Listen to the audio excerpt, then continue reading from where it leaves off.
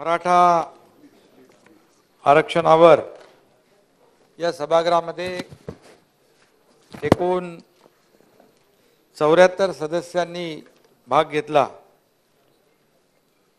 सगळ्यांची नावे मी घेत नाही, पण यामध्ये विरोधी पक्षनेते आहेत, पृथ्वीराज चव्हाण साहेब आहेत, तुमचे नाव दिले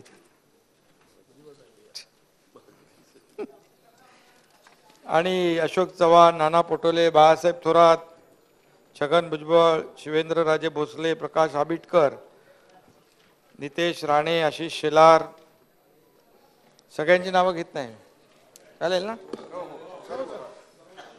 सर्व सन्माननीय सदस्य यांनी एकूण 17 तास 17 मिनिटं चर्चा केली।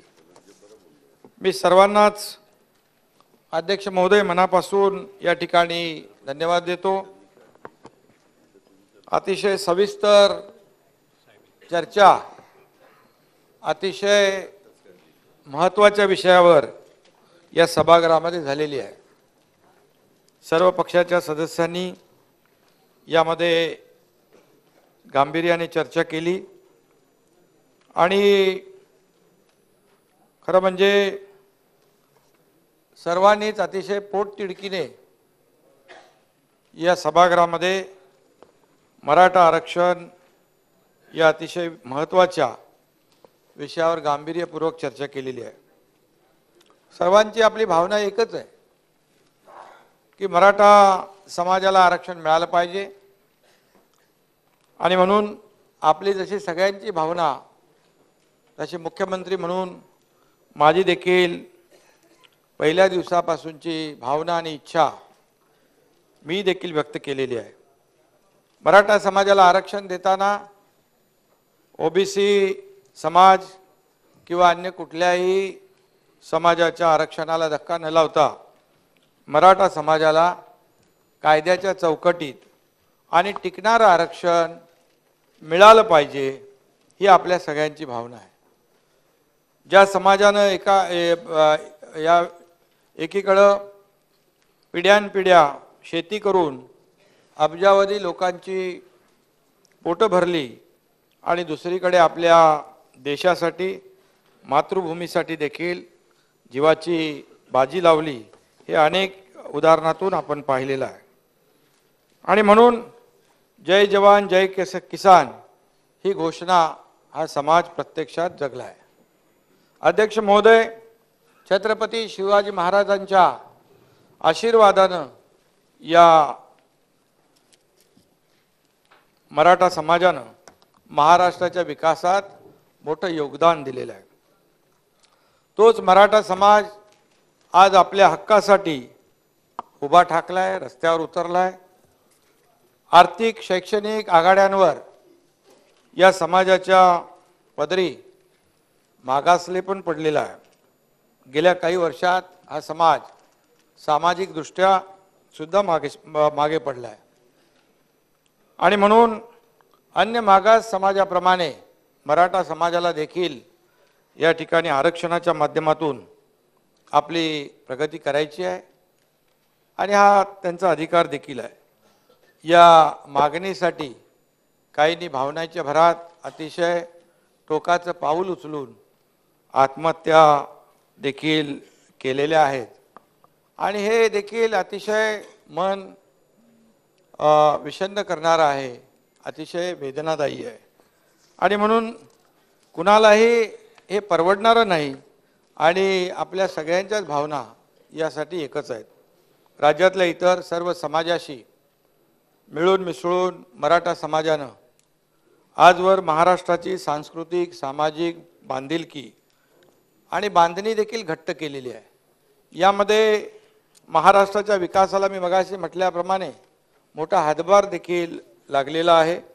पण गेल्या काही दिवसापासून राज्यातील सामाजिक जे वातावरण आहे, जे काही आपली संस्कृती आहे, आपली परंपरा आहे, हे दूषित करण्याचा देखील प्रसंग या ठिकाणी घडलेत आणि तशा प्रकारचे प्रयत्न होताना आपण पाहतोय। कुठल्याही दोन समाजामध्ये तेढ निर्माण होणं हे राज्याच्या दृष्टीने चांगलं नाही आणि भूषणावं देखील नाही आहे. याबाबत आपल्या सगळ्यांचं एकमत आहे. पुरोगामी महाराष्ट्राला हे तर अजिबात न परवडणारं आहे आणि न शोभणारही आहे. आणि म्हणून महाराष्ट्रामध्ये कुठंही तणाव वाढणार नाही याची काळजी राज्यकर्त्यांनी, त्याचबरोबर आपली सगळ्यांची, विरोधी पक्ष काय, सत्ताधारी काय, आपण सर्व लोकप्रतिनिधी जे आहोत, आपली सगळ्यांचीच ही जबाबदारी आहे. आणि ती जबाबदारी आपणही आणि समाजाने आजवर घेतलेली आहे. आणि म्हणूनच या ठिकाणी मराठा आरक्षणासाठी जे आंदोलन सुरू आहे त्याचा काही अपप्रवृत्तींनी फायदा घेऊ नये यासाठी सर्वांनीच दक्ष आणि सावध राहण्याची आवश्यकता आहे. आणि खरं म्हणजे ती विचार करण्याची वेळ देखील या ठिकाणी आलेली आहे. राज्यात कायदा आणि शांतता, सुव्यवस्था आणि बंधुभाव कायम राखला गेला पाहिजे, कायम राहिला पाहिजे. कोणत्याही निमित्ताने समाजामध्ये बितुष्ट येता कामा नये ही आपली सगळ्यांची भावना आहे. चर्चेतून आणि योग्य भूमिकेतून आपण मार्ग काढू शकतो, प्रश्न सोडवू शकतो, हे अनेक वेळा आपण पाहिलेलं आहे. आणि म्हणून आज देखील मी या सभागृहामध्ये आपल्या सगळ्यांना विनंती वजा आवाहन देखील करू इच्छितो की आपण सगळ्यांनीच राज्यामध्ये कायदा सुव्यवस्था, शांतता, सुव्यवस्था राखली गेली पाहिजे. ही आपण सगळ्यांनीच मिळून जबाबदारी घेतली पाहिजे. सरकार म्हणून या ठिकाणी आम्ही अतिशय या प्रश्नाकडे संवेदनशीलतेने पाहतोय आणि त्याची उदाहरणं देखील आपल्या डोळ्यासमोर सगळ्यांच्या समोर आहेत. मी राज्याचा मुख्यमंत्री म्हणून राज्यातील सर्व समाज बांधव जे आहेत, सर्व जातीपाती जे आहेत, त्या माझ्यासाठी एक समानच आहेत. आमच्या सरकारसाठी देखील सर्वजण, सर्व जातीपाती, सर्व धर्मीय हे समान आहेत आणि त्यामध्ये कुठलाही आमच्या मनामध्ये भेदभाव कुणाच्याबद्दल नाही आहे. प्रत्येक समाज घटकाला राज्याच्या प्रगतीमध्ये त्याचा योग्य तो वाटा मिळाला पाहिजे तशी समाजाची धारणा आहे, तशी सरकारची देखील धारणा आहे आणि आपली देखील तशीच धारणा आहे. त्यामध्ये वेगळं मत कोणाचं असण्याचं काही आवश्यक कारण नाही. आज मराठा समाजाला प्रगतीसाठी आरक्षण देण्याची गरज निर्माण झाली आहे. हे आरक्षण देण्यास सरकार कटिबद्ध आहे, हे मी अनेक वेळा सांगितलेलं आहे. आणि सरकार सर्व पातळींवर हा जो काही लढा देतोय हे देखील आपल्याला सगळ्यांनाच माहीत आहे. आणि आम्ही देखील अनेक सदस्य या सभागृहातले शेतकऱ्याची मुलं आहोत, कष्टकरी आहोत, काही गरीब कुटुंबातून, सर्वसाधारण कुटुंबातून आपण आलेलो आहोत. त्यामुळे या बहुसंख्य जो काही मराठा समाज आज शेतकरी म्हणून राबतोय, शेतकरी म्हणून जीवन जगतोय, त्यामुळे शेतकऱ्यांच्या प्रश्नाची देखील आपल्या सगळ्यांना जाण आहे. आणि म्हणून काल देखील आपण त्या विषयावर चर्चा केली, आपणही चर्चेमध्ये सहभाग घेतला आणि या शेतकऱ्यांना देखील जे काही त्यांना संकटकाळी आपण त्यांच्या मागं उभं राहिलं पाहिजे ते सरकारने देखील कर्तव्य बजावलेलं आहे. आणि म्हणून मराठा समाजाला आरक्षण मिळू शकतं त्यासाठी अतिशय प्रामाणिकपणे कायदेशीर पद्धतीने काम करावं लागेल, ते आम्ही या ठिकाणी सरकार म्हणून करतोय. आणि मी आपल्याला एवढंच सांगतो, अध्यक्ष महोदय, मी मुख्यमंत्री झाल्यानंतर, सरकार स्थापन झाल्यानंतर जेव्हा हा प्रश्न पेटला, काही ठिकाणी आंदोलनं सुरू झाली, काही ठिकाणी उपोषणं सुरू झाली, त्यावेळेस आम्ही सर्वपक्षीय बैठक देखील बोलवली. या बैठकीनंतर ज्यांनी उपोषण केलं होतं जरांगे पाटील, त्यांचं उपोषण देखील सोडवण्यासाठी मी स्वतः त्या ठिकाणी आमचे सहकारी मंत्री आम्ही गेलो होतो. आणि त्यानंतर आपण पाहिलं की जी मागणी होती, कुणबी प्रमाणपत्र, ज्या नोंदी आहेत कुणबी नोंदी, त्या कुणबी नोंदी जो आपला GR आहे, आपला कायदा आहे, आपला नियम आहे, आणि ज्यांचे पुरावे मिळाले त्यांना जुन्या नोंदी ज्या आहेत त्या मिळाल्या, त्याला कुणाचाही विरोध असण्याचं काम नाही, विरोधही नाही आहे. कारण हा कायदा हा नियम हा पूर्वीपासून आहे आणि 1967 पूर्वीच्या ज्या नोंदी आहेत त्या नोंदी सापडत असतील तर त्यांना त्याचा फायदा मिळाला पाहिजे आणि म्हणून सभागृहात देखील सर्व सदस्यांनी तशीच एक समान भूमिका घेतली आणि मांडली देखील आणि कुणबी दाखले देण्याबाबतचा जो काही जी.आर. जुना आहे, परंतु काही ठिकाणी ते दाखले दिले जात होते, काही ठिकाणी दाखले मिळत नव्हते आणि मग ते दाखले मिळावे म्हणून ती प्रक्रिया देखील आपण सुरू केली आणि त्या बाबतीमध्ये काही मतमतांतरे असू शकतात, परंतु मी या ठिकाणी पुन्हा एकदा सांगू इच्छितो की ओबीसी किंवा अन्य कुणाच्याही आम्ही वारंवार सांगतो की इतर कुणाचं काढून एका दुसऱ्या समाजाला द्यायचं अशी भावना भूमिका सरकारची बिलकुल नाही विजयराव. आणि म्हणून मगाशी म्हटलं आपण नव्हताच, ओबीसी किंवा अन्य कुणाच्याही आरक्षणाला धक्का न लावता मराठा समाजाला आरक्षण मिळवून देण्याचा सरकारचा शब्द आहे, आमचा शब्द आहे, तो आम्ही पूर्ण करणार. मराठा समाजाची मागणी का आताच पुढे आलेली नाही, ही पूर्वीपासूनची मागणी आहे आणि ती आताच उचलून धरली असाही विषय नाही. 1902 साली छत्रपती शाहू महाराजांनी आरक्षणाची तरतूद केली आणि त्यात मराठा समाजाचाही अंतर्भाव केलेला होता. त्यानंतर 80च्या दशकापासून मराठा बांधव आपल्या हक्कासाठी आरक्षणासाठी झगडतोय, लढतोय. स्वर्गीय अण्णासाहेब पाटील यांनी मराठा समाजाला आरक्षण मिळावं यासाठी त्या काळात आंदोलन केलं आणि त्यांनी आपल्या प्राणांची आहुती देखील दिली, हे देखील आपल्याला माहीत आहे. आणि म्हणून त्यानंतर आलेल्या सरकारने मराठा समाजासाठी आरक्षणासाठी काय केलं असा प्रश्न विचारून मी आता काही वाद निर्माण करू इच्छित नाही, किंबहुना त्याच्यामध्ये जाऊ इच्छित नाही. परंतु आज मी एवढंच सांगू इच्छितो की अण्णासाहेबांचं जे बलिदान आहे ते बलिदान जे आहे मराठा समाजासाठी व्यर्थ जाणार नाही, हा देखील या ठिकाणी आमचा शब्द आहे. आपलं मागासपण सिद्ध करण्यासाठी या समाजाला आज मोठा लढा द्यावा लागतोय, आंदोलनं करावी लागत आहेत, उपोषणं करावी लागत आहेत आणि आपण ते पाहतोय. शेतीत आणि सहकारात राबणाऱ्या मराठा समाजातून आजवर अनेक नेते लोकप्रतिनिधी सत्तेत आले, मोठेही झाले, नावारूपाला आले, पण त्यांना मराठा समाजाच्या मागण्या मान्य करून त्यांना न्याय देण्याची देखील मोठी संधी होती. पण दुर्दैवाने या नेत्यांना आपल्या समाजाचं मत कळलं, परंतु मन कळलं नाही का माहीत नाही, परंतु समाजाच्या भावना मराठा नेतृत्वाला कळल्या असत्या तर समाजाला यापूर्वीच न्याय मिळाला असता, एवढंच मी या ठिकाणी सांगू इच्छितो. मंडल आयोगाच्या अहवालानंतर देखील मराठा समाजाला आरक्षण मिळवून देण्याची सुवर्ण संधी होती, पण ते आता गेली. तो विषय इतिहास जमा झाला, त्याच्यामध्ये मी जाऊ इच्छित नाही. आणि म्हणून राजकारणातली काही लोक, काही नेते, काही लोकप्रतिनिधी म्हणजे मराठा समाज, संपूर्ण मराठा समाज होत नाही.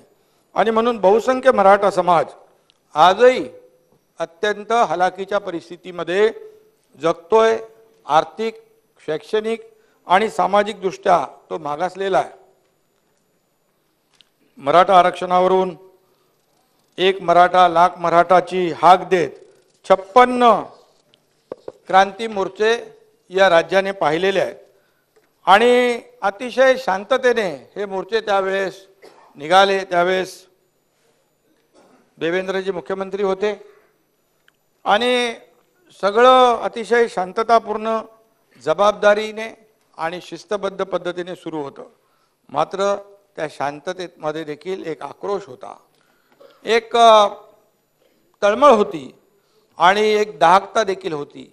हे आपणही पाहिलेलं आहे, मला ते सांगण्याची आवश्यकता नाही. तेव्हा खरं म्हणजे आज त्यावेळची आंदोलनं, त्यावेळचे मोर्चे, त्यावेळची ती संख्या हे आपण सगळ्यांनी पाहिलेलं आहे.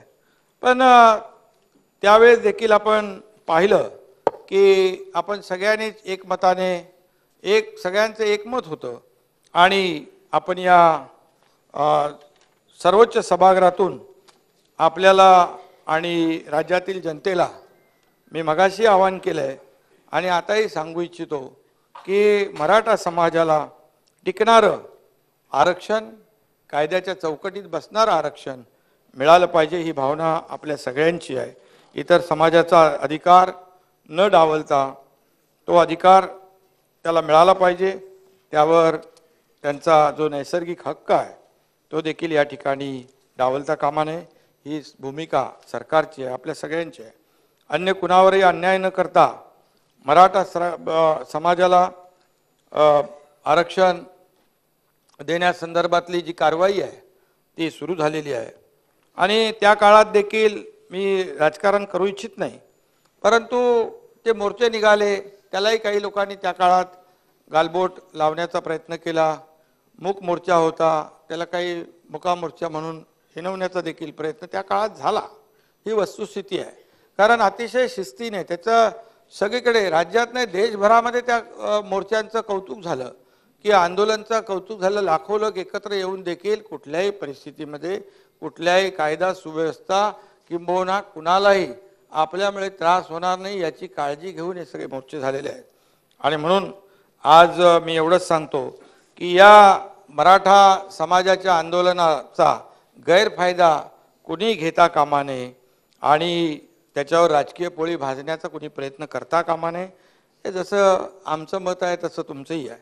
आणि म्हणून मुळामध्ये जे आरक्षण त्या काळामध्ये आपण देवेंद्रजी मुख्यमंत्री असताना 16% आरक्षण दिलं, कायदा केला, भावना त्यांच्या लक्षात घेऊन आपण तो निर्णय घेतला. हायकोर्टमध्ये ते आपण टिकवलं, परंतु दुर्दैवाने सुप्रीम कोर्टामध्ये ते रद्द झालं. ही वस्तुस्थिती आहे. आणि म्हणून यामध्ये त्या काळात देखील रद्द झाल्यानंतर आपण पाहिलं त्यामध्ये नंतर देखील आंदोलनं झाली. गेल्या सरकारमध्ये छत्रपती संभाजीराजेंनी देखील आझाद मैदानवर आमरण उपोषण केलं. त्यांच्याशी चर्चेला मी गेलो होतो. माझ्यावर काही मंत्री होते, तेव्हा काय मी मुख्यमंत्री नव्हतो, मंत्री म्हणूनच आम्ही गेलो होतो, नगर विकास मंत्री होतो. आणि मराठा आरक्षणासाठी जे जे काही करता येईल ते करू असा शब्द देखील त्यांना आम्ही त्यावेळेस दिला होता. आणि तो शब्द आता पूर्ण करण्याची जबाबदारी आता आपल्यावर आलेली आहे. सत्तेवर आल्यानंतर लगेच ऑगस्ट 2022 मध्ये विधिमंडळ अधिवेशनात अधिसंख्य पदांची निर्मिती जी आहे ती निर्मिती व निवड केलेल्या उमेदवारांच्या नियुक्तीबाबत आपण कायदा केला. 21 सप्टेंबर 2022 रोजी GR काढून अध्यक्ष महोदय त्याची अंमलबजावणी देखील सुरू केली. त्यावेळेस देखील आपण जे सिलेक्शन झालं होतं, परंतु त्यांना नियुक्त्या मिळाल्या नव्हत्या. परंतु ते मागच्या सरकारमध्ये तो निर्णय घेतला गेला नव्हता. परंतु सरकार आमचं आल्यानंतर आम्ही जवळपास 1553 जणांना, त्याचबरोबर 2000 विद्यार्थ्यांना नोकरीमध्ये रुजू करून घेतलं. एकूण 4053 जणांना शासकीय सेवेमध्ये आम्ही त्या काळात सामावून घेतलं. ही मोठी गोष्ट आहे. अधिसंख्य पदं आणि त्यांची अपेक्षा होती. अशोकरावांना माहीत आहे तो विषय. आणि जे आमचे ज्येष्ठ सहकारी चंद्रकांत दादा च्या अध्यक्षतेखाली 4 ऑक्टोबर 2022 रोजी मराठा आरक्षण आपली जी काय मंत्रिमंडळ उपसमिती स्थापन करून या समितीने आपलं काम देखील सुरू केलं. मराठा आरक्षण व इतर सर्व निर्णय घेण्याचे अधिकार या समितीला आम्ही दिले. आणि 5 डिसेंबर 2022 रोजी या मंत्रिमंडळ उपसमितीला मदत करण्यासाठी विशेष सल्लागार समितीची देखील आपण स्थापना केली. त्यामध्ये आपले प्रवीण दरेकर, भरत गोगावले, योगेश कदम, नरेंद्र पाटील यांचा देखील समावेश त्यामध्ये केला. हे मी आवर्जून सांगू इच्छितो की या 2-2.5 महिन्यात शासनाने एकतर्फी निर्णय घेतलेले नाहीत, तर सर्व पक्ष संघटना यांना सुद्धा मराठा समाजासाठीचे निर्णय घेताना विश्वासात घेतलेला आहे. माझ्या अध्यक्षतेखाली जवळपास अध्यक्ष महोदय 10 बैठका झाल्या. आम्ही दोन्ही उपमुख्यमंत्री होते. उपसमितीच्या 12 बैठका झाल्या. दादा बरोबर आहे ना? आणि मुख्य सचिवांच्या अध्यक्षतेखाली 2 बैठका, सल्लागार मंडळाच्या 7, अशा एकूण 30 बैठका या काळामध्ये घेतल्या गेल्या. सर्वपक्षीय बैठका देखील घेतल्या. त्या बैठकीमध्ये देखील अनेक ज्येष्ठ लोकप्रतिनिधी होते. पवारसाहेब देखील आले होते. आणि मनोज जरंगे पाटील यांनी जालन्यातल्या अंतरवाली येथे उपोषण सुरू केलं. मी मगाशी म्हटलं त्याला त्या बाबतीमध्ये की उपोषण सोडवण्यासाठी सरकारने प्रामाणिक प्रयत्न केले. काही आपले तज्ज्ञ लोक होते, त्यांनाही आम्ही पाठवलं. आणि शेवटी आज लोकभावना लक्षात घेऊन सरकार कुठेही आपला इगो किंवा ताठर भूमिका सरकारने कधीच घेतली नाही. सरकारने गिरीश महाजन इकडे आहेत आणि शासन प्रामाणिकपणे नेहमी प्रत्येक म्हणजे मराठा समाजात नाही, ओबीसी समाजाचे आंदोलन जिकडे होती, धनगर समाजाचे आंदोलन जिकडे होती, आपले आदिवासी समाज काही ठिकाणी होता, टोकरे कोळी समाजाचे आंदोलन होती. तर या ठिकाणी आमचे मंत्री स्वतः या ठिकाणी जाऊन त्यांची उपोषणं सोडवण्याचं काम केलं. तेव्हा कुठेही असं मनामध्ये आम्ही कशाला जायचं ही भूमिका कधी ठेवली नाही. फेब्रुवारी 2023 मध्ये मुंबईत झालेल्या मराठा आरक्षण आणि कुणबी प्रमाणपत्रांची जी काही भूमिका स्पष्ट केली, त्यामध्ये मग आंदोलनानंतर कुणबी प्रमाणपत्रांची मागणी ऐरणीवर आली. 7 सप्टेंबर 2023 रोजी निवृत्त न्यायमूर्ती संदीप शिंदे यांच्या अध्यक्षतेखाली सरकारने एक समिती नेमली. मराठवाड्यातील मराठा कुणबी मराठा जात प्रमाणपत्र नोंदी पाहून देण्याची कार्यपद्धती आपण निश्चित केली. तज्ज्ञ समितीची नियुक्ती केली. निजामकालीन पुरावे असतील, वंशावळी असतील, शैक्षणिक पुरावे असतील, महसुली पुरावे असतील, निजामकालीन करार असतील, त्यावेळच्या सनदी असतील, राष्ट्रीय दस्तावेज या पुराव्यांची तपासणी कशी करायची हे या समितीने एक कार्यपद्धती ठरवली. आणि त्या शिंदे समितीस सादर करण्यात आलेले जे आपलं 12 विभागांचे पुरावे 1967 चा जो कायदा 2004 चा कायदा, त्यामध्ये कुठल्याही मूळ धोरणात मूळ कायद्यामध्ये बदल न करता, GR मध्ये काही बदल न करता त्यामध्ये ग्राह्य असे दस्तावेज तपासण्याची सुरुवात झाली. आणि त्यामध्ये मोठ्या प्रमाणावर खासरा पत्रक, पाहणी पत्रक, कुळ नोंदवही, नागरिकांचे राष्ट्रीय रजिस्टर, गावाची खाणेसुमारी, सातबारा, जन्ममृत्यू नोंदवही, असे अनेक जे पुरावे आहेत, ज्या ज्या पुराव्यामध्ये जातीचा उल्लेख केला जातो ते पुरावे तपासण्याचं काम या ठिकाणी केलं. आणि यामध्ये सर्वात म्हणजे तपासणी झाल्यानंतर जे 1967 पूर्वीचे ज्या नोंदी आहेत त्या तपासण्याचं काम केलं.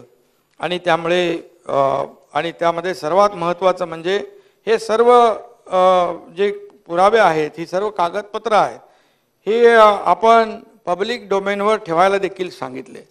आणि त्याचबरोबर अध्यक्ष महोदय, जातीचे प्रमाणपत्र देण्यासाठीचा कायदा शासनाने 2000 मध्ये केला आहे. त्या कायद्याच्या अंतर्गत जी व्यक्ती जात प्रमाणपत्रासाठी अर्ज करेल ती व्यक्ती त्या जातीचा आहे हे सिद्ध करण्याची जबाबदारी त्या अर्जदाराची आहे. कलम 8 प्रमाणे एखाद्या व्यक्तीने खोट्या कागदपत्रांच्या आधारे जात प्रमाणपत्र प्राप्त केल्यास आणि तसे सिद्ध झाल्यास त्या व्यक्तीचे ते प्रमाणपत्र रद्द केले जातं आणि त्याने घेतलेले सर्व लाभ काढून घेण्यात येतात. कलम 10 प्रमाणे ज्या व्यक्तीने बोगस प्रमाणपत्र घेतल्याचे सिद्ध झाल्यास त्याच्यावर फौजदारी कारवाई केली जाते. यासाठी 6 महिने ते 2 वर्ष सश्रम कारावास अथवा दंडाची देखील तरतूद त्यामध्ये कलम 11 प्रमाणे केलेली आहे. या कायद्याअंतर्गत केलेला अपराध हा दखलपात्र व अजामीन पात्र देखील आहे. त्यामुळे ज्या सक्षम प्राधिकाऱ्याने हेतू पुरस्पर जातीचे खोटे प्रमाणपत्र दिल्यास त्यालाही 6 महिने ते 2 वर्ष सश्रम कारावास अथवा त्याला दंडाची शिक्षा होऊ शकते कलम 13 प्रमाणे. त्यामुळे कुणबी लिहिलं आणि प्रमाणपत्र दिलं एवढं तसं सोपं नाही, हे मी आपल्याला सभागृहाला मुद्दाम सांगू इच्छितो. त्यामुळे कोणीही भीती बाळगण्याची आवश्यकता नाही, मनामध्ये संभ्रम ठेवण्याची आवश्यकता नाही, मनामध्ये शंका ठेवण्याची आवश्यकता नाही. सर्व कायदेशीर प्रक्रियेनुसार कागदपत्रांची सखोल तपासणी करून कुणबी नोंदी आढळतात त्याला कुणबी प्रमाणपत्र दिलं जाईल, हे मी या ठिकाणी अतिशय खात्रीपूर्वक या ठिकाणी सांगू इच्छितो. अतिशय काटेकोरपणे या ठिकाणी याचं पालन केलं जातं आहे. तशा प्रकारच्या सूचना सगळ्यांना दिलेल्या आहेत. हा दाखला चुकीचा दिल्यावर देणाऱ्यावर आणि घेणाऱ्यावर काय कारवाई होते ते आपण मी वरती सांगितलं आहे. आणि जो पात्र आहे त्याला दाखला सुलभपणे मिळाला पाहिजे अशी भूमिका सरकारची आहे. जो हकदार आहे अशा प्रकारचे निर्देश आपण त्यांना दिलेले आहे. समितीची व्याप्ती जी आहे ती आपण मराठवाड्याबरोबर इतरही जिल्ह्यामध्ये वाढवली होती. पुराव्यांच्या तपासण्या सुरू झाल्या. काही पुरावे अध्यक्ष महोदय मोडी लिपी उर्दूमध्ये, काही फारसी लिपीमध्ये अशा प्रकारचे पुरावे सापडले. काही जीर्ण झालेले पुरावे सापडले. त्यानंतर त्याचं भाषांतर देखील करण्याची सुरुवात झाली. या सगळ्या कालावधीमध्ये मी स्वतः आणि आमचे दोन्ही उपमुख्यमंत्री देखील वारंवार विभागीय आयुक्त असतील, जिल्हाधिकारी असतील यांच्याशी सातत्याने संपर्कात होते. त्यांना सूचना आम्ही दिल्या होत्या आणि त्यामुळे समितीच्या समन्वयासाठी राज्यभरामध्ये 1858 कक्ष देखील स्थापन केले होते. आणि न्यायमूर्ती शिंदे समितीचा पहिला अहवाल अध्यक्ष महोदय 31 ऑक्टोबरला राज्य मंत्रिमंडळाने स्वीकारला. दुसरा अहवाल समितीने काल आम्हाला सादर केलेला आहे. हा जवळपास 407 पानांचा अहवाल आहे. हा अहवाल विधी व न्याय विभागाला छाननी आणि विश्लेषणासाठी त्याचं स्क्रुटिनी करायला, ॲनालिसिस करायला पाठवत आहोत आणि त्यानंतर त्यांच्या अभिप्रायानंतर मंत्रिमंडळासमोर तो ठेवण्यात येईल. आणि त्यामुळे मराठवाड्यातील निजामकालीन नोंदी ज्या आहेत या काही सध्याच्या तेलंगणा सरकारकडे डिजिटल स्वरूपात देखील उपलब्ध आहेत. त्या देखील तपासल्या जातील. आता इथं विरोधी पक्षनेते आहेत, अशोकराव आहेत, बाळासाहेब आहेत, आता विजयराव आहेत, तिकडे आपलं सरकार आहे. आपल्याला त्यांची मदत होईल आणि जे काही गोष्टी आपल्याला आहेत त्याला देखील सहकार्य मिळेल. आपण देखील तेलंगणा सरकारला पत्र लिहिलं आहे. आणि अध्यक्ष महोदय न्यायमूर्ती शिंदे यांच्या अहवालातील शिफारसीनुसार या ठिकाणी ज्यांच्या नोंदी आढळलेल्या आहेत त्याप्रमाणे प्रमाणपत्र वेबसाईटवर अपलोड केली जात आहेत. म्हणजे अतिशय ट्रान्सपरंट आपण ती सिस्टीम ठेवलेली आहे. कुणालाही बघता येईल. त्याच्यामध्ये असंही कुणाला वाटलं बाबा यांनी जातीचा दाखला खोटा केला आहे त्याच्यावर तक्रार करण्याचे देखील अधिकार त्या कायद्यामध्ये आहेत. आणि त्यामुळे न्यायमूर्ती शिंदे यांच्या समितीने मराठवाड्यात आणि इतरही जिल्ह्यामध्ये चांगलं काम केलेलं आहे. आणि त्यामुळे बऱ्यापैकी नोंदी देखील सापडत आहेत. ज्यांच्या नोंदी सापडतील त्यांचा हक्क जो आहे कुठेही डावलला जाणार नाही. पण खोटं प्रमाणपत्र कोणालाही घेण्याचा अधिकार नाही, तो दिला जाणार नाही. जर पात्र व्यक्तींवर कुणी अन्याय करत असेल तर देखील अध्यक्ष महोदय संबंधित अधिकाऱ्यांवर संबंधितांवर कारवाई देखील केली जाईल. तसेच हे दाखले देण्याच्या प्रक्रियेत जर कुठं गैरव्यवहार जर आपल्याला पाहायला मिळाला, पात्र नसतानाही दाखले देण्याचे प्रकार कुठे निदर्शनास आले तर त्यांच्यावर देखील कठोर कारवाई केली जाईल. कारण JR आपला आहे जुना, परंतु काही भागामध्ये ते मिळत होते दाखले, परंतु काही भागामध्ये ते दाखले मिळत नव्हते. त्यासाठी लोकांना चक्रा मारायला लागत होतं, वन भटकावं लागत होतं. आणि म्हणून शासनाने पुढाकार घेऊन या ठिकाणी हे समिती नेमली आणि त्यामध्ये काही बऱ्याच लोकांना यामध्ये त्याचा लाभ झालेला आहे। सर्व समाज घटकांसाठी असलेल्या संस्थांच्या कार्यक्रम आणि योजनांमध्ये समानता असली पाहिजे अशी अनेक सदस्यांची भावना होती आणि म्हणून सर्वांना समान न्याय मिळेल या दृष्टीने अध्यक्ष महोदय बार्टी, सारथी, महाज्योती, TRTI, अमृत या संस्थांच्या कार्यक्रम योजनांमध्ये एक समानता आणण्याचा निर्णय देखील आमच्या सरकारने घेतलेला आहे आणि अपर मुख्य सचिवांच्या अध्यक्षतेखालील समिती याबाबत नियोजन करते आहे। प्रत्येक संस्था त्यांचा वार्षिक कृती आराखडा तयार करून तो समितीसमोर मान्यतेसाठी ठेवेल। या संस्था विविध घटकांसाठी सामाजिक, आर्थिक आणि शैक्षणिक उपक्रम राबवत आहेत। त्याचप्रमाणे फेलोशिप, विद्यार्थ्यांसाठी स्पर्धा परीक्षा तयारी, पोलीस आणि सैन्य भरती प्रशिक्षण, कौशल्य विकास, संशोधन आणि प्रशिक्षण, वसतिगृहामध्ये प्रवेश, न मिळालेल्या विद्यार्थ्यांना देण्यात येणारा निर्वाह भत्ता, स्वाधार, स्वयं आधार अशा वेगवेगळ्या योजना या ठिकाणी राबवण्यात येत आहेत। PhD फेलोशिप योजनेत बार्टी, सारथी आणि महाज्योतीमध्ये प्रत्येकी 200 विद्यार्थी तर TRTI मध्ये 100 विद्यार्थ्यांचा समावेश करण्यात आला आहे।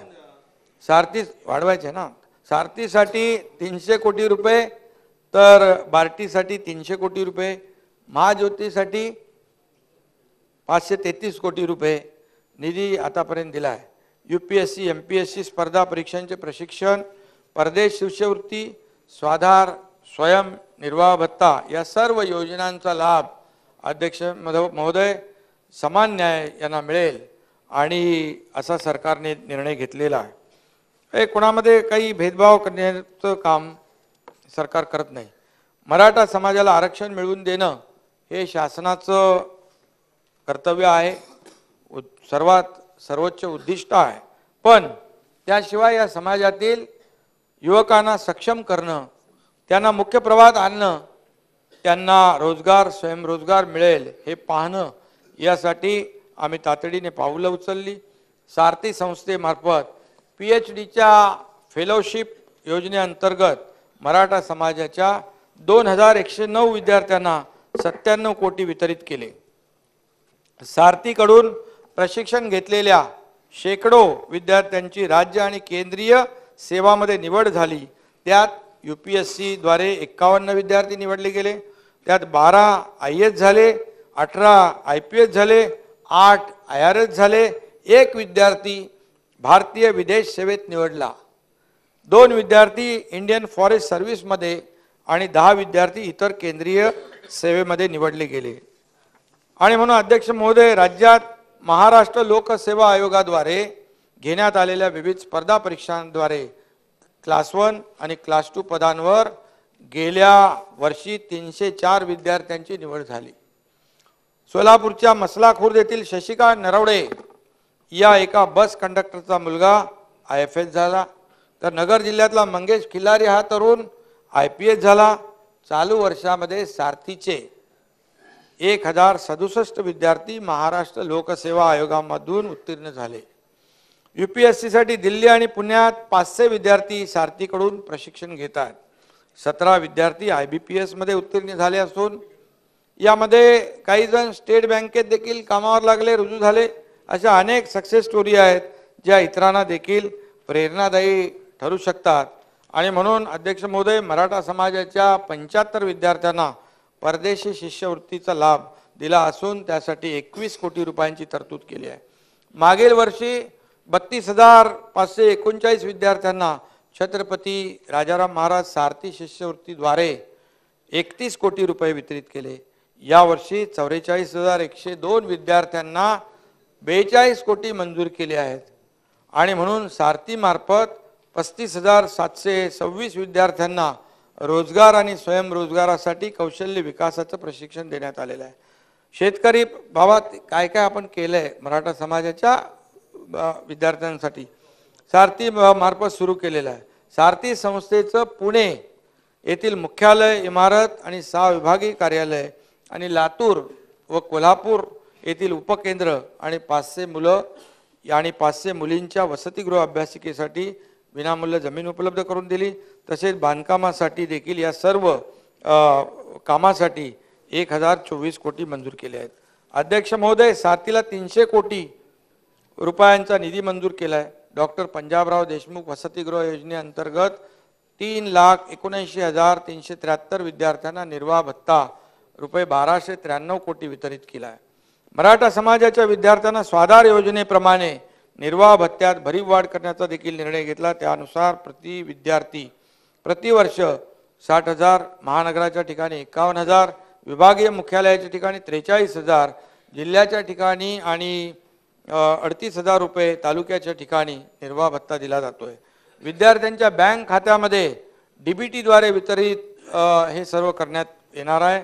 राजश्री छत्रपती शाहू महाराज शिक्षण शुल्क शिष्यवृत्ती योजनेअंतर्गत आजपर्यंत 17,54,494 विद्यार्थ्यांना व्यावसायिक शिक्षणासाठी देखील आपण मदत केलेली आहे। अध्यक्ष महोदय, अण्णासाहेब पाटील मागास आर्थिक विकास महामंडळामार्फत मराठा समाजातील 72,144 जणांना 5,380 कोटी बँकेतून कर्ज मंजूर झालं आणि त्यावरील बँकेतून कर्ज मंजूर झालं त्यावरचं व्याज जे आहे 592 कोटी, जो व्याजाचा परतावा तो शासनाने जबाबदारी घेतलेली आहे। महामंडळाकडून 35 गट प्रकल्पांना 3,35,00,000 रुपये कर्ज वितरित केले।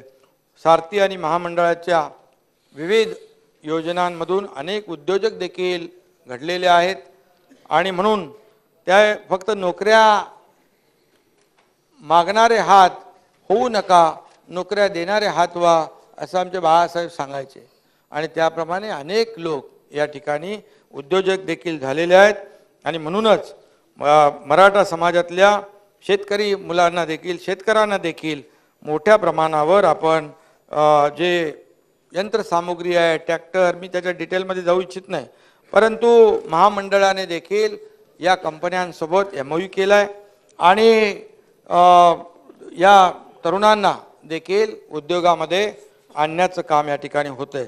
अध्यक्ष महोदय, आपण मराठा समाजाबरोबर OBC समाजासाठी देखील अनेक योजना केल्या आहेत, त्या मी जास्त विस्तृतपणे या ठिकाणी सांगत नाही, परंतु राज्यातले इतर मागासवर्गीय OBC साठी जिल्हानिहाय 72 पैकी 52 वसतिगृह महिनाभरात सुरू होतात।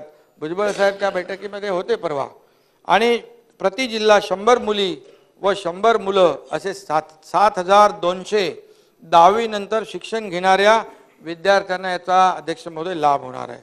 राज्यातील OBC प्रवर्गासाठी मोदी आवास योजना, हे काय तेच तुम्हाला सांगतो ना, समानता आवास योजना, घरकुल, हे बघा 10 लाख घरं 3 वर्षामध्ये बांधण्याचा निर्णय आपल्या सरकारने घेतला आहे OBC प्रवर्गासाठी। राज्यातील उच्च शिक्षण घेणाऱ्या OBC विजयंती आणि SBC विद्यार्थ्यांसाठी ज्ञानज्योती सावित्रीबाई फुले आधार योजना आपण सुरू करण्यात आलेली आहे। योजनेअंतर्गत विद्यार्थ्यांना निवास, भोजन व निर्वाह भत्ता म्हणून वर्षाला विजयराव 38 ते 60,000 रुपयापर्यंत अर्थसहाय्य दिलं जातं। वसतिगृहामध्ये प्रवेश न मिळणाऱ्या विद्यार्थ्यांसाठी ही योजना आहे आणि प्रत्येक जिल्ह्यात 600 प्रमाणे 21,600 विद्यार्थ्यांसाठी योजना राबवण्यात येते आहे। त्यासाठी लागणाऱ्या 100 कोटी रुपयांच्या खर्चास देखील शासनाने मान्यता दिली आहे। मुंबई, नवी मुंबई, ठाणे, पुणे, पिंपरी चिंचवड या महानगरात उच्च शिक्षण घेणाऱ्या विद्यार्थ्यांना निवास व भोजन निर्वाह भत्ता म्हणून वर्षाला विजयराव 60,000 रुपये देण्यात येत आहेत। महसुली विभागीय शहरामध्ये क वर्ग महापालिका क्षेत्रात उच्च शिक्षण घेणाऱ्या विद्यार्थ्यांना 51,000 रुपये, जिल्ह्याच्या ठिकाणच्या शहरात विद्यार्थ्यांना 43,000 रुपये, तुम्ही समानता म्हणता नाही, तालुक्याच्या ठिकाणी 38,000 रुपये सारखा आहे। OBC प्रवर्गातील वसतिगृहात प्रवेश न मिळालेल्या विद्यार्थ्यांना भोजन, निवास व इतर शैक्षणिक सुविधा स्वतः उपलब्ध करून घेण्यासाठी नवीन आधार योजना तयार करण्यात येते आहे। अध्यक्ष महोदय, विद्यार्थ्यांचे आधार क्रमांक संलग्न असलेल्या बँक खात्यामध्ये थेट रक्कम वितरित करण्यात येणार आहे। OBC विजयंती आणि या प्रवर्गातील गुणवंत मुला-मुलींना परदेशात उच्च शिक्षणासाठी शिष्यवृत्ती योजनेअंतर्गत विद्यार्थी संख्येत 50 संख्येमध्ये 50 वरून 75 संख्या वाढवलेली आहे आणि हा निर्णय आपण घेतलेला आहे। सावित्रीबाई फुले शिष्यवृत्ती योजनेच्या रकमेत 3 ते 4 पटीने वाढ केलेली आहे। ओबीसी महामंडळासाठी 20% बीज भांडवल, थेट कर्ज योजनेसाठी 5 कोटीची तरतूद, विविध राज्य आणि राष्ट्रीय महामंडळाच्या योजनात 35,938 लाभार्थ्यांनी 204 कोटी 68 लाख कर्ज वाटप त्यांना आपण केले आहे। 400 रेकॉर्ड आतापर्यंत 496 अरे विरोधी पक्ष नेते जे चांगलं केलंय त्याला चांगलं कधी बोलणार की नाही। आणि 496 लाभार्थ्यांना 1 कोटी 64 लाख व्याज परतावा देखील केलेला आपण व्याज परतावा देखील केला आहे।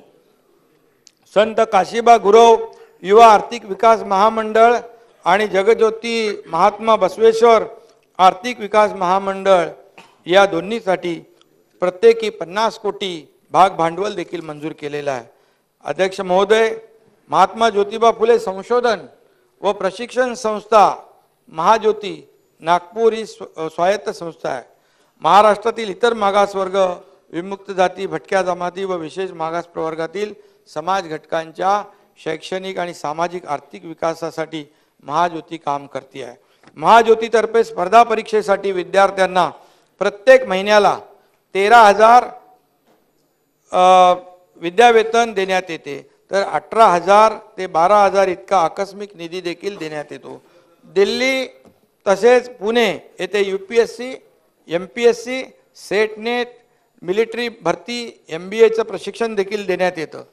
अध्यक्ष महोदय, PhDला पाठवायचे आहेत असे 6,000 विद्यार्थी प्रशिक्षण घेत आहेत। विजयराव, UPSC साठी 50,000 रुपये प्रत्येक विद्यार्थ्याला अर्थसहाय्य करते, तर मुलाखतीकरिता 25,000 रुपये प्रति विद्यार्थी अर्थसहाय्य या ठिकाणी केलं जातं। UPSC मध्ये आतापर्यंत 34 विद्यार्थी यशस्वी झालेत।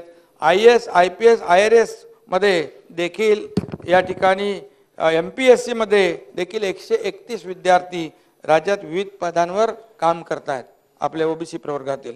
केंद्र सरकार व राज्य शासनाच्या विविध परीक्षांमध्ये 566 उमेदवार यशस्वी झालेले आहेत।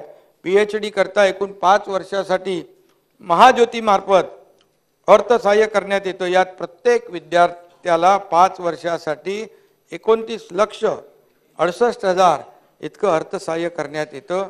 एकूण 1884 विद्यार्थ्यांना विजयराव महाज्योती लाभ देते आहे। 148 विद्यार्थ्यांनी त्यांची PhD वेळेत पूर्ण केलेली आहे। ओबीसी, VJNT, SBC विद्यार्थ्यांना देखील उच्च दर्जाचं कौशल्य विकास प्रशिक्षण देखील देण्यात येतं।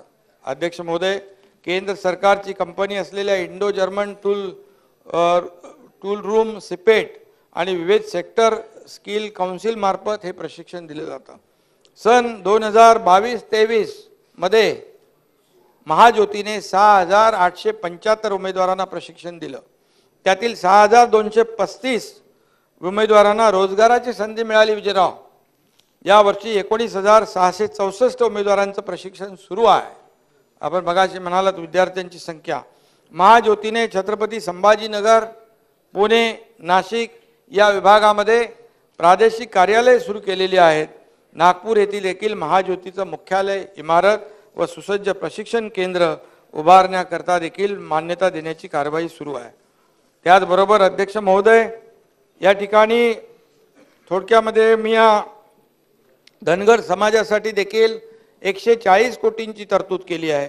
सरकारने धनगर समाजाच्या विद्यार्थ्यांना दरवर्षी 5,500 विद्यार्थ्यांना इंग्रजी माध्यमांच्या नामांकित निवासी शाळांमध्ये शिक्षण देण्यात येते आहे।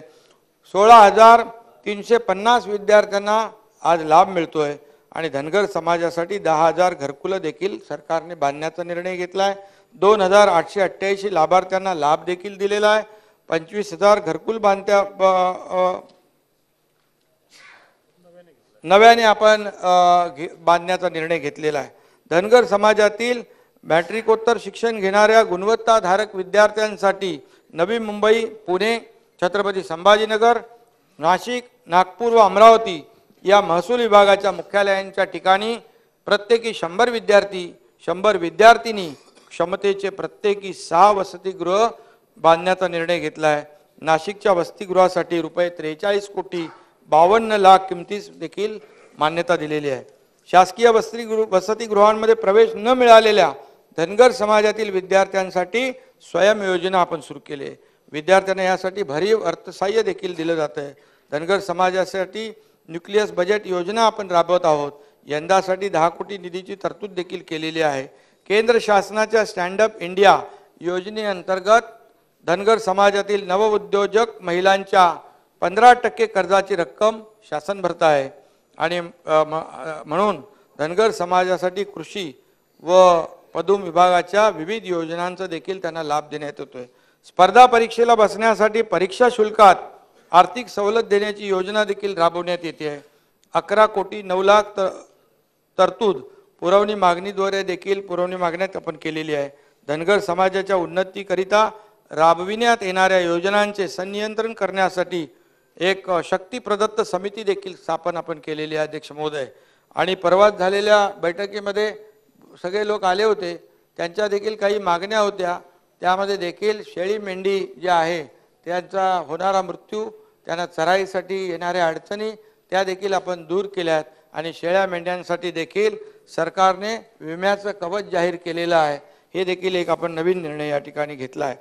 आणि अध्यक्ष महोदय, आज आपण जो SCBC जो कायदा आपण केला होता त्याचं मी या ठिकाणी विश्लेषण थोडक्यात करू इच्छितो। राणे समितीने केलेल्या शिफारशीनुसार शिफारशीनुसार 2014 मध्ये शैक्षणिक संस्था आणि शासकीय नोकऱ्यांमध्ये आरक्षणाचा निर्णय झाला। न्यायालयाने त्याला स्थगिती दिली। त्यानंतर निवृत्त न्यायमूर्ती मारुती गायकवाड यांच्या अध्यक्षतेखाली राज्य मागासवर्ग आयोगाला मराठा समाजाचे सामाजिक व शैक्षणिक मागासलेपण तपासण्याचा निर्णय झाला आणि ते तपासून अहवाल सादर करण्याची विनंती करण्यात आली होती। त्या आधारे नोव्हेंबर 2018 मध्ये आरक्षण लागू करण्यात आलं आणि मराठा आरक्षणासाठी त्यावेळेस तत्कालीन मुख्यमंत्री देवेंद्र फडणवीस जी यांनी नेटाने आणि प्रामाणिक प्रयत्न केले होते आणि आजही ते तशाच प्रकारचे प्रयत्न या ठिकाणी मराठा समाजाला आरक्षण मिळण्यासाठी करतात। 2018 मध्ये न्यायमूर्ती MG गायकवाड कमिशनच्या शिफारशी विधिमंडळात सर्व पक्षीयांनी त्या एकमताने स्वीकारून त्यावर सर्वानुमते SCBC कायदा करून मराठा समाजास घटनेच्या 15(4) व 16(4) अन्वये आरक्षण आपण दिलं। हे आरक्षण सन 2018 ते 9 सप्टेंबर 2020 पर्यंत अस्तित्वात होतं। अध्यक्ष महोदय, मुंबई उच्च न्यायालयात आव्हान दिल्यानंतर तिथेही ते आरक्षण आपण टिकवलं। सर्वोच्च न्यायालयामध्ये आव्हान दिलं असता त्यास पहिल्या टप्प्यात स्थगिती मिळालेली नव्हती। अध्यक्ष महोदय, सर्वोच्च न्यायालयाच्या घटनापीठाने 5 मे 2021 रोजी निकाल देऊन SCBC कायदा रद्द केला आणि त्यामुळे मराठा समाजाला शिक्षणामध्ये 12% आणि नोकऱ्यामध्ये 13% मिळालेलं आरक्षण जे आहे रद्द झालं। दुर्दैवाने मला इथं नमूद करावंसं वाटतं की त्यावेळी झालेल्या सुनावण्यांमध्ये अतिशय निवडक व मर्यादित माहिती न्यायालयापुढे ठेवली गेली आणि मी आता काही कोणावर टीका करू इच्छित नाही आणि मला याच्यात राजकारणही करायचं नाही, परंतु त्यावेळेस जो पूर्ण तपशील मराठा समाज मागास कसा आहे हे आरक्षण देताना आपण त्या गोष्टी सगळ्या व्यवस्थित हायकोर्टमध्ये मांडल्या होत्या।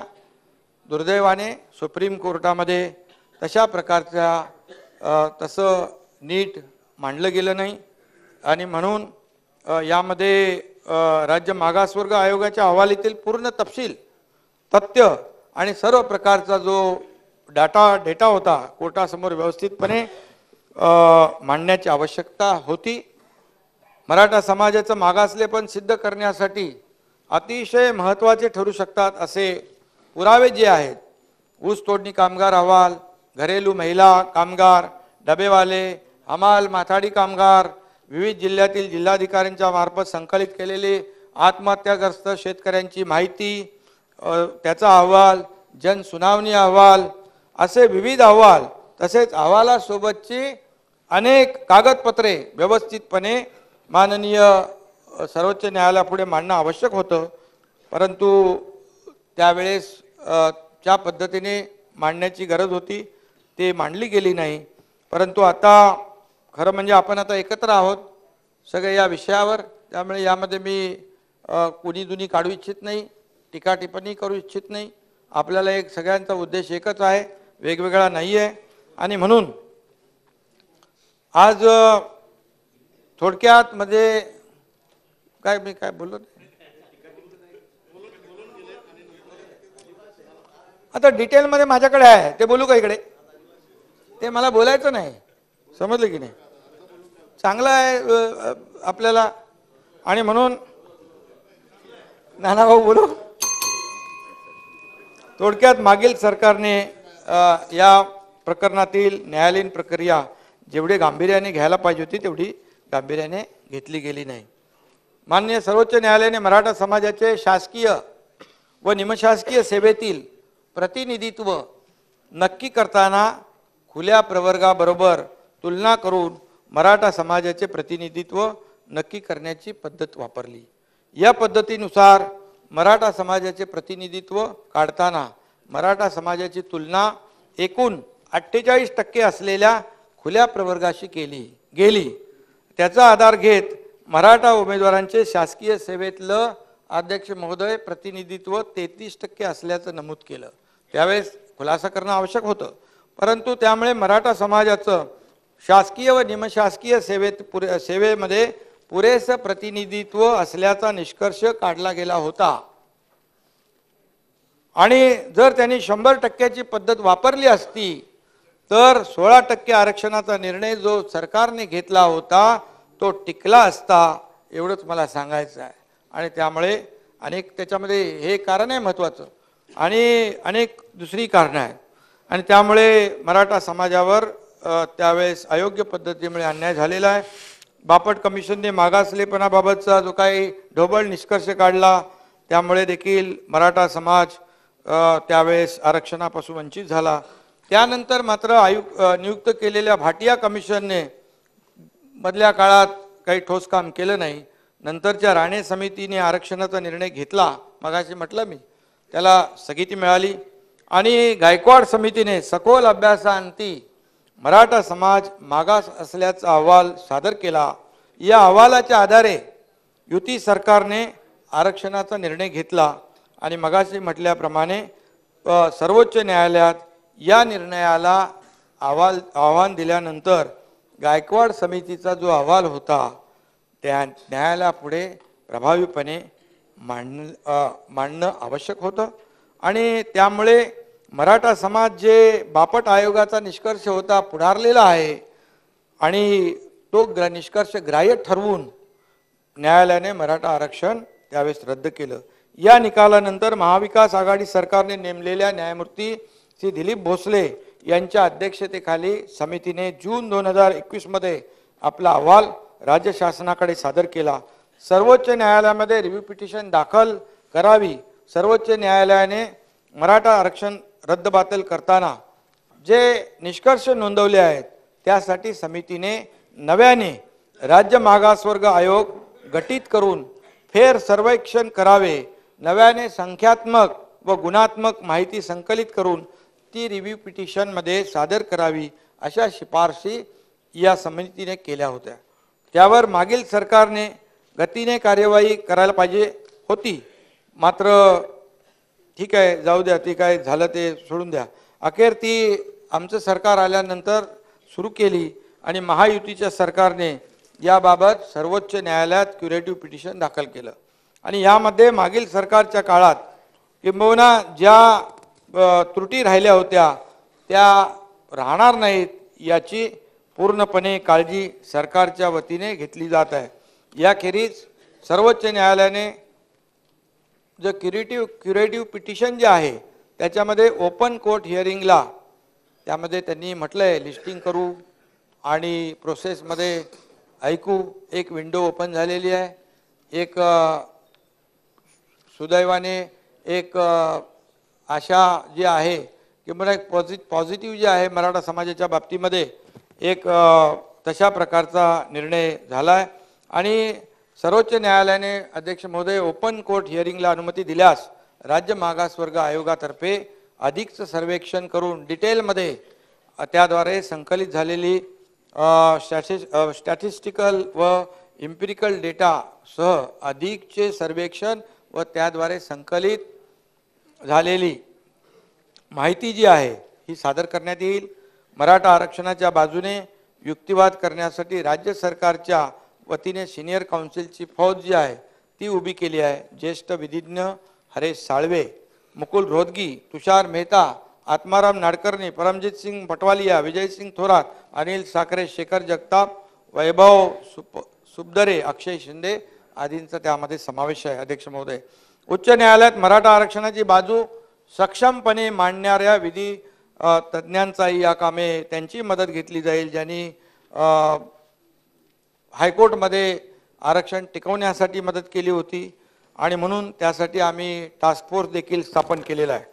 अध्यक्ष महोदय, यामध्ये उच्च न्यायालय आणि सर्वोच्च न्यायालय आणि इतर न्यायालयीन पातळीवरही मराठा समाजाचं आरक्षण कसं टिकून राहील याबाबत शासनाला कायदेशीर सल्ला मार्गदर्शन करण्यासाठी निवृत्त न्यायाधीश दिलीप भोसले यांच्या अध्यक्षतेखाली समिती नेमली आहे.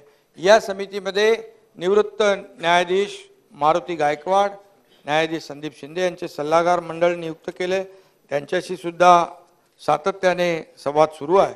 अध्यक्ष महोदय, राज्य मागासवर्ग आयोगाला नव्याने एम्पिरिकल डेटा गोळा करण्याचे निर्देश देण्यात आलेले आहेत. आम्ही आयोगाचं पुनर्गठन केलेलं आहे. सर्वेक्षणासाठी राज्य मागासवर्ग आयोगासाठी 360 कोटी रुपयांचा 360 कोटी रुपयांच्या निधीची पुरवणी मागण्यांमध्ये देखील अध्यक्ष महोदय तरतूद केलेली आहे. आयोगाच्या पुण्यातील कार्यालयातील वाढीव जागा देखील त्यांना दिलेली आहे. आयोगाच्या सर्वेक्षणाच्या आधारावरच मराठा समाजाचे मागासलेपण सिद्ध होणार आहे. त्यामुळे काळजीपूर्वक आणि पुरेशा मनुष्यबळानिशी पूर्ण यंत्रणा, पूर्ण त्यांना मशिनरी या ठिकाणी युद्ध पातळीवर दिलेली आहे आणि युद्ध पातळीवर हे काम सुरू झालेलं आहे. मराठा आरक्षणासाठी दावा करताना येत असलेल्या त्रुटी दूर करण्याचं काम हा आयोग करणार आहे. अनेक संस्था हे काम करत असून त्यांना सर्व प्रकारचं सहाय्य करण्यासाठीचे आदेश सरकारी यंत्रणेला देण्यात आलेले आहेत. सुप्रीम कोर्टाने आरक्षणाच्या संदर्भात सभागृहाची वेळ सायंकाळी 8:30 पर्यंत वाढवण्यात येत आहे. कामकाज पूर्ण संपायला 2 दिवस जातील. तो झाला विषय. अनेक संस्था हे काम करत असून त्यांना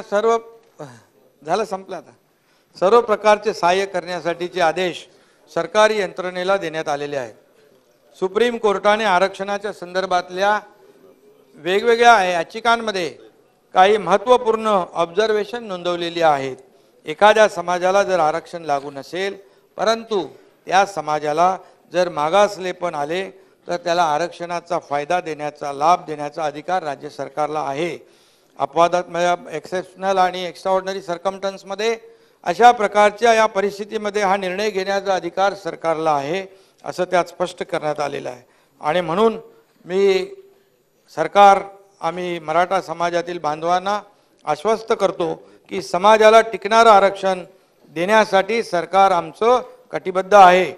आणि म्हणून मराठा समाज सामाजिक व शैक्षणिक दृष्ट्या मागासलेला आहे. असाधारण व अपवादात्मक परिस्थिती मराठा समाजाबाबत असल्याचे आपणास दिसून येते. या सभागृहाला मी सांगू इच्छितो की मराठा समाजामध्ये ऊसतोड कामगार, मजूर, माथाडी, हमाल, डबेवाले, मोलमजुरी करणारे, घरकाम करणारे, नाक्यावर काम करणारे, अल्पभूधारक, पहिली मोठी जागा होती, कुटुंब वेगवेगळं झालं, अल्पभूधारक झाले, स्थलांतरित आहेत, वीट कामगार आहेत, शिक्षणापासून वंचित असलेले, आत्महत्या शिक्षणापासून वंचित केलेले लोक विद्यार्थी आहेत, आत्महत्या केलेल्या शेतकऱ्यांमध्ये देखील अध्यक्ष महोदय मराठा समाजाची संख्या मोठी आहे, 40% आहे. भूमिहीन, अल्पभूधारक, दारिद्र्य रेषेखाली सुमारे 37% मराठा समाजाची संख्या आहे. पूर्णपणे शेतीवर अवलंबून आणि शेती निसर्गावर अवलंबून कायम नैसर्गिक आपत्तीला बळी पडलेला समाज, पक्क घर नसलेला, झोपडपट्टीत राहणारा, घरात स्नानगृह व स्वच्छतागृह नसलेला, दुष्काळी भागातील शेतकरी, दुर्गम अतिदुर्गम भागात राहणारे, वाडी वस्तींवर, डोंगर भागामध्ये पायथ्याला रस्ते नसलेले अशा ठिकाणी देखील हा मराठा समाज राहतो. आपण पाहिलं इथे आपले भरत गोगावले आहेत, तुमचं तळीये गाव कुठं, ते पार डोंगराच्या एका कडेकपारीत होतं आणि लँडस्लायडिंग झालं, अख्खं ते कोण हेच होते ना, समाज मराठा समाजच होता. आणि अशा अनेक ठिकाणी असे आपण उदाहरणं देऊ शकतो. आणि म्हणून या ठिकाणी मी अध्यक्ष महोदय मेन स्ट्रीम मध्ये म्हणजे त्यांनी त्यांचं एक ऑब्झर्वेशन जे आहे, मुख्य प्रवाहाच्या बाहेर पडलेला समाज, डोंगर दऱ्याखोऱ्यामध्ये राहणारा समाज आणि दुर्गम भागात मराठा समाज राहतोय. आणि म्हणून याची उदाहरणं अनेक आहेत, मी ती देऊ इच्छित नाही. आणि म्हणून दारिद्र्य रेषेखाली देखील अनेक जण आहेत, लोकसंख्या वाढली आहे, कुटुंब वाढली, परिणामी जमिनीचे तुकडे झाले, मी आता म्हटलंय. आणि म्हणून यामध्ये मुलांचं शिक्षण, राहायला पक्क घर, मुलाबाळांचं लग्न असे अनेक प्रश्न मराठा समाजाच्या समोर आवासून उभे आहेत. यातही निसर्गही आपला इसका अधूनमधून दाखवतो. सर्व मार्ग खुंटल्यावरच माणूस टोकाचा विचार करतो. तशीच परिस्थिती मराठा समाजातील युवा वर्ग शेतकऱ्यांवर ओढवली आहे. ही अपवादात्मक आणि अत्यंत संवेदनशील परिस्थिती आहे. आणि म्हणून काही लोक आत्महत्या करतात, आत्महत्या करू नये अशा प्रकारचं आवाहन सरकारने अनेक वेळा आम्ही केलंय. आणि म्हणून मराठा समाजातील पात्र मराठा कुणबी मराठा जात प्रमाणपत्र देण्याची जी पद्धत आहे त्या बाबतीत मी मगाशी सांगितलेलं आहे. आणि आता सुप्रीम कोर्टाने आरक्षण रद्द केल्यानंतर रिव्ह्यू पिटिशन देखील फेटाळलंय. मात्र आता क्युरेटिव्ह पिटिशनच्या माध्यमातून एक मगाशी मी आपल्याला म्हटलं, एक विंडो ओपन झाली, आशेचा किरण या ठिकाणी उपलब्ध झालेला आहे. आणि त्यामुळे यामध्ये राज्य मागासवर्ग आयोगाच्या माध्यमातून मराठा समाज मागासलेला आहे हे सिद्ध करण्यासाठी देखील युद्ध पातळीवर आपण काम करतोय. आणि त्यासाठी संपूर्णपणे यंत्रणा पूर्णपणे त्यांना मदत करते आहे. सुप्रीम कोर्टाने आरक्षण रद्द करताना ज्या त्रुटींवर बोट ठेवलं त्या दूर करण्याच्या प्रयत्नावर देखील आपण भर देतोय. आणि आताच मी म्हटलं की जे मुख्य प्रवाह बाहेरचे त्यांनी म्हटलंय मेनस्ट्रीम, फारफ्लंग, डिस्टंट असे त्यांचं विश्लेषण केलं. हा एक मुद्दा आहे त्यांच्या ऑब्झर्वेशन मधला. आणि त्याच्यावर देखील आपण हा जो आयोग आहे त्यांना विनंती आम्ही केलेली आहे. मराठा समाजाला टिकणारा आणि कायद्याच्या चौकटीत बसणारा आरक्षण मिळवून देण्याचा हा देखील एक पर्याय आहे. त्यामुळे राज्य सरकार तिथं देखील आपली सर्व शक्ती पणाला लावतीये आणि तिथून देखील आपल्याला दिलासा मिळू शकतो. राज्य मागासवर्ग आयोग महिनाभरामध्ये आपला अहवाल सादर करेल आणि त्यानंतर त्याचं अवलोकन केलं जाईल. आणि त्यामध्ये अवलोकन करून मराठा समाजाला आरक्षण देण्यासाठी मी आपल्याला अध्यक्ष महोदय सांगू इच्छितो, सभागृहाला सांगू इच्छितो की आवश्यकतेनुसार हे जे राज्य मागासवर्ग आयोगाचा अहवाल आल्यानंतर फेब्रुवारीमध्ये विधिमंडळाचं विशेष अधिवेशन बोलवून आवश्यकतेनुसार मराठा समाजाला आरक्षण दिलं जाईल. आणि हे मराठा समाजाला आरक्षण देताना इतर कुठल्याही समाजावर अन्याय होणार नाही याची खात्री देखील मी या ठिकाणी देऊ इच्छितो. ओबीसी समाजाच्या आरक्षणाला धक्का न लावता मराठा समाजाला टिकणारं, अनेक वेळा आम्ही बोलतो तरी सुद्धा काही संभ्रम, शंका कोणी या ठिकाणी मनात लोकांच्या निर्माण होतात, त्या होऊ नयेत. आणि म्हणून मराठा समाजाला टिकणारं आणि कायद्याच्या चौकटीत बसणारं आरक्षण देण्यात येईल. त्यासाठी जे जे काही करता येईल ते सर्व करण्याची जबाबदारी आमची आहे. आणि मराठा समाजाला आरक्षण देण्याबाबत अशोकराव, मी काही लोक म्हणाले इकडे की छत्रपती शिवाजी महाराजांची शपथ घेतली. हो, मी छत्रपती शिवाजी महाराजांची शपथ घेतली, कारण छत्रपती शिवाजी महाराज हे आपल्यासाठी आराध्य दैवत आहे, ते आपले आदर्श आहेत आणि त्यांची शपथ घेतलेली आहे मी.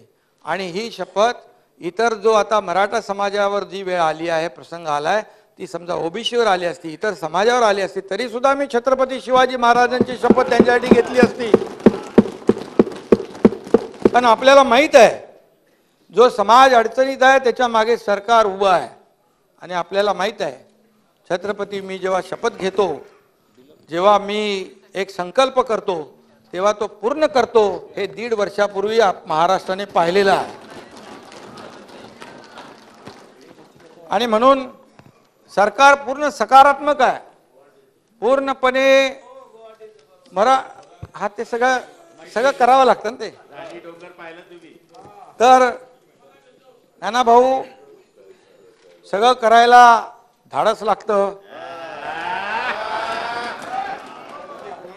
घाबरून घाबरून काम करता येत नाही. अरे डू ऑर डाय.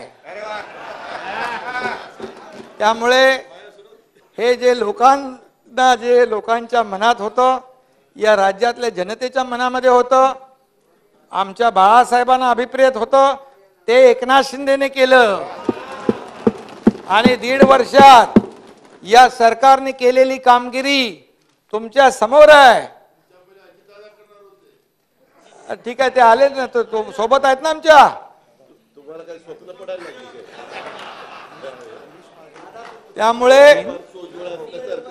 त्यामुळे नाना भाऊ बघा, अजितदादांनी काय सांगितलं, या देशाचे आदरणीय प्रधानमंत्री मोदी साहेब या देशाचं या ठिकाणी नेतृत्व करतायत. आणि त्यामुळे या ठिकाणी आम्ही त्यांच्याबरोबर अरे बोलू दे ना, बोलू द्या. आणि म्हणून विकासाबरोबर अजितदादा आलेले आहेत. आणि म्हणून मी आपल्याला सांगू इच्छितो की जे आपण कुणाच्याही मनामध्ये संभ्रम बिलकुल राहता कामा नये. कुणबी ज्या नोंदी आहेत, या 1967 पूर्वीच्या कुणबी नोंदी आहेत. पुन्हा एकदा मी सांगतो, ज्या नोंदी जुन्या सापडलेल्या आहेत त्यांच्या ब्लड रिलेशनमध्ये जे लोक असतील त्यांना आपल्याला त्याचा फायदा मिळेल. असं कोणी काहीतरी सांगताय एकाला मिळाल्यावर 500 लोकांना मिळणार, परंतु हे जिकडे मिळतच नव्हते दाखले, त्या जस्टिस शिंदे साहेबांनी जे काम केलं त्याच्यामुळे मिळायला लागल्या.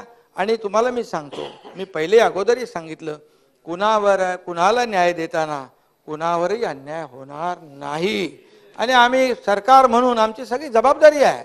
आणि म्हणून मी आंदोलनकर्ते जे आहेत, म्हणजे ओबीसी मधले असतील, आपले मराठा समाजाचे जरांगे पाटील असतील, यांना देखील माझं नम्र आव्हान आहे की सरकार एवढं पॉझिटिव्ह आहे, सरकारने काम केलेलं आपल्या समोर आहे. सरकार नकारात्मक भूमिकेत पहिल्या दिवसापासून नव्हतं, नाहीतर मग सरकार म्हणून काही लोक आमच्यावर देखील टीका करतात, सरकारने हे करायला नको होतं, ते करायला नव्हतं. परंतु आम्ही कुठलाही इगो मनामध्ये ठेवला नाही.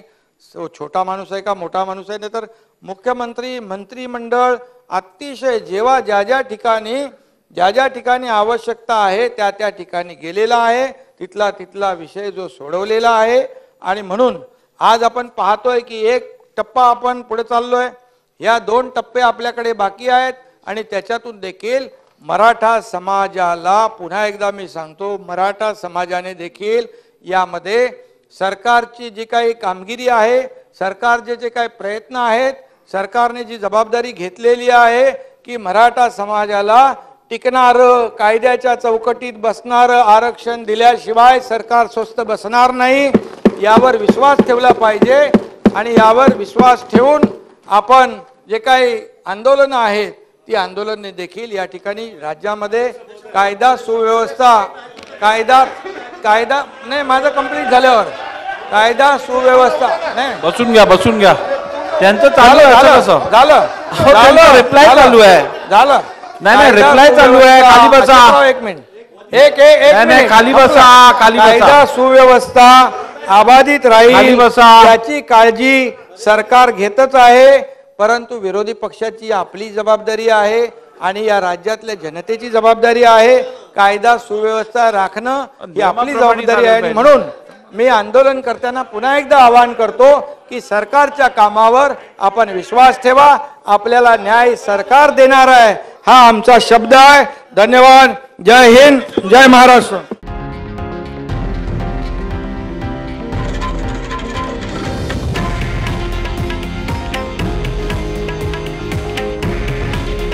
हे आहे देशातील नंबर 1 न्यूज नेटवर्क आणि आपण पाहत आहात TV9 मराठी.